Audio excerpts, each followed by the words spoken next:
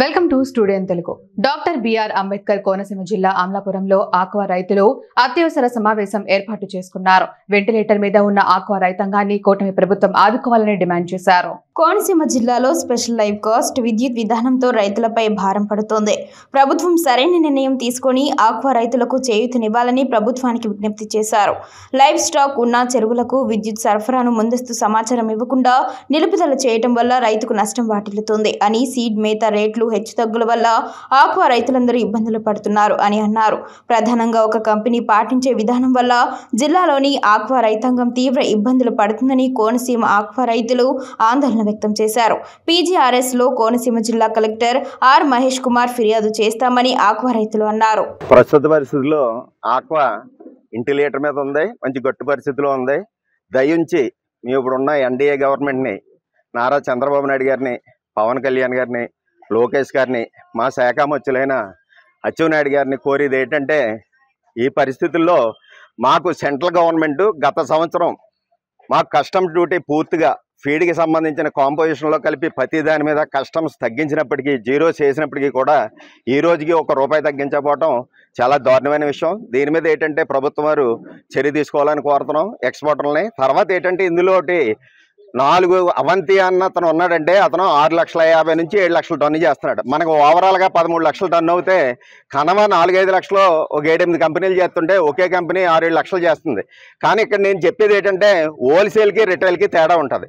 ఇలా సంఘటితంగా అయ్యి యూనిటీ అయ్యి వీళ్ళు మమ్మల్ని మోనోపోలీ అయ్యి మమ్మల్ని ఇబ్బంది పెట్టారని చెప్పడానికి కారణం అది ఒకటే. ఎందుకంటే ఆ 7 లక్షల టన్ను తీసేవాడు అదే రేటే, 1,00,000 టన్ను చేసేవాడు అదే రేటే, 10,000 టన్ను చేసేవాడు అదే రేటు ఉన్నారు. కాబట్టి వీళ్ళందరూ ఒక సంఘటితంగా ఈ చేస్తున్నారు. కాబట్టి దీని మీద ఖచ్చితంగా ప్రభుత్వం చర్య తీసుకోవాలని చెప్పేసి కోరుతున్నాం.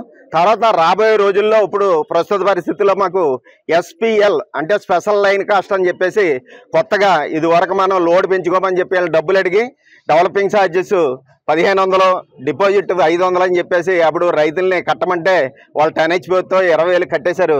కట్టిన దాని మీద ఏంటంటే మీరు 40 ట్రాన్స్ఫర్ మీరు లోడ్ ఎక్కువ వాడుతున్నారని 60 చేయాలి, 7 లక్షలు 8 లక్షలు కట్టమని నోటీసులు ఇచ్చారు. మొన్న ఈ మధ్యకాలంలో రీసెంట్గా ఏ విధమైన నోటీస్ ఇవ్వకుండా, ఏ విధమైన ఇంటిమేషన్ లేకుండా, రైతు చెరువు దగ్గరే లేకుండా, ఇది లైవ్ సరుకు అని కూడా ఆలోచించకుండా చదువుకున్నారు జ్ఞానులు వాళ్ళు. కానీ మనం ఏమీ చెప్పలేం. అయినప్పటికీ కూడా లైన్ తీసి వెళ్ళిపోతే ఒక ఉప్పలగుత్తంలో ఒక రైతుది ఇంచుమించుగా 2 టన్నుల సరుకు సరిపోయి చచ్చిపోవడం కూడా జరిగింది. అటువంటి పరిస్థితి మళ్ళీ పునరావృతం కాకూడదని మాది లైవ్ స్టాక్ కాబట్టి దీని మీద ఎప్పుడైనా నిర్ణయం తీసుకుంటే ఖచ్చితంగా నోటీస్ ఇచ్చి పక్క అతన్ని ఎవరినొకరిని పెట్టి మమ్మల్ని చేయాలి తప్ప ఇమీడియట్లీగా వాళ్ళకి ఏదో హక్కు ఉందని చెప్పి డిమాండ్ ఉంది మనం ఏదో కట్టబోతే తీసేస్తామని చేయడం కాదు.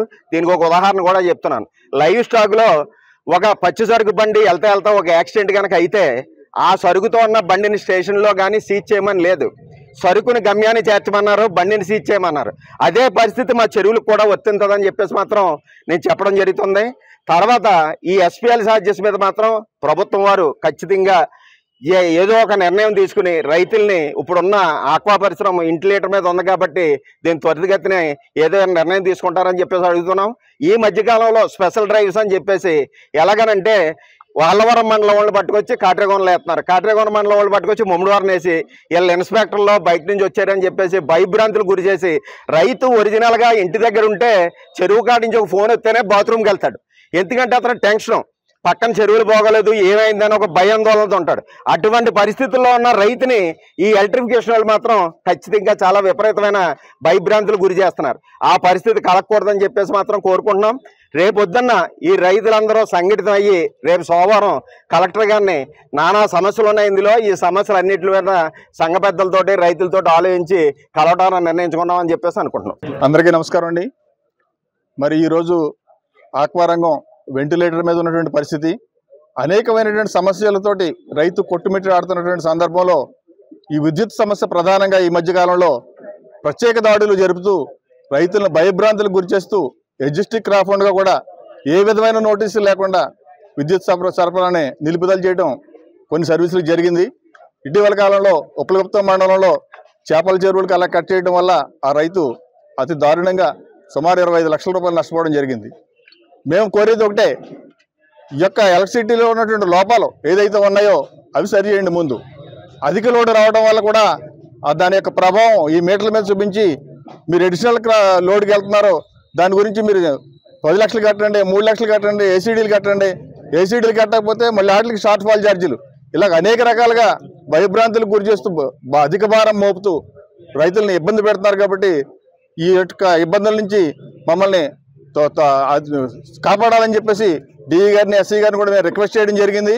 అలాగే మెటీరియల్కి వచ్చేటప్పటికి, ధరలకు వచ్చేటప్పటికి లేనినటువంటి రేట్లని చిన్న చిన్న కౌంట్లకి రైతులను ప్రలోభ పెట్టి అక్కడ టెంప్ట్కి గురి చేసి ఎక్కువగా సీడేసేలాగా హై స్టాకింగ్ వెళ్ళేలాగా ప్రలోభ పెడుతున్నారు. వీళ్ళని లేని మార్కెట్ని చూపించి ఎప్పుడైతే మార్కెట్లో సరుకు వచ్చిందో, రైతు దగ్గర సరుకు ఉంటుందో, ఆ సరుకు ఉండేటప్పటికి ఒక వారం రోజుల వ్యవధిలోనే సుమారు టన్నుకి 30 నుంచి 40 లక్షల రూపాయలు, 40,000 రూపాయలు ధరల వ్యత్యాసం చూపించారు. మరి ఇలాంటి ఇబ్బందులకి గురి చేస్తున్నప్పుడు ప్రభుత్వం కూడా జోక్యం చేసుకుని ప్రభుత్వానికి, రైతులకి ఇక్కడ అధికారులు ఒక వారధిలాగా పనిచేసి రైతుల యొక్క సమస్యను ప్రభుత్వం దృష్టిలో తీసుకెళ్లి ప్రభుత్వం దీన్ని పరిగణలో తీసుకుని సమస్యల మీద మాకు విముక్తి కలిగించాలని చెప్పేసి ప్రభుత్వాన్ని కోరుకుంటున్నాం.